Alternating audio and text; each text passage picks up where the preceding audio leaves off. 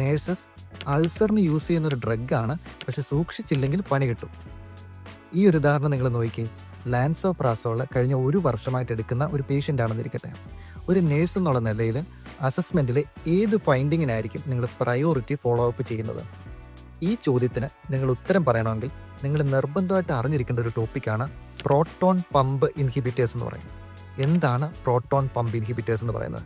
Gastric ആസിഡ്സിൻ്റെ സെക്രീഷൻസിനെ suppress ചെയ്യാനായിട്ട് ഉപയോഗിക്കുന്ന ഡ്രഗാണ് അല്ലെങ്കിൽ മെഡിക്കേഷനാണ് പ്രോട്ടോൺ പമ്പ് ഇൻഹിബിറ്റേഴ്സ് എന്ന് പറയുന്നത്.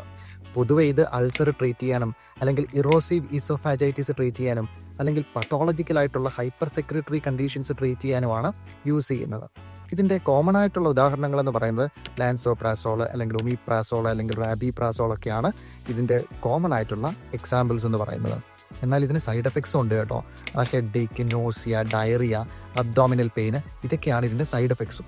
അപ്പോൾ ഈ വിഷയങ്ങളെല്ലാം തന്നെ നമ്മൾ നിർബന്ധമായിട്ട് അറിഞ്ഞിരിക്കേണ്ട ടോപ്പിക്കാണ്. അപ്പോൾ പ്രോട്ടോൺ പമ്പ് ഇൻഹിബിറ്റേഴ്സ് എന്ന് പറഞ്ഞാൽ എന്താണെന്നും നേരത്തെ പറഞ്ഞ ചോദ്യവും അതിൻ്റെ ആൻസറും കൂടെ ഞാൻ ഡിസ്ക്രിപ്ഷനിൽ കൊടുത്തേക്കാം. നിങ്ങൾ നിർബന്ധമായിട്ടും വായിക്കുക, പഠിക്കുക. നിങ്ങൾക്ക് വളരെ യൂസ്ഫുൾ ആയിരിക്കും. Thank you.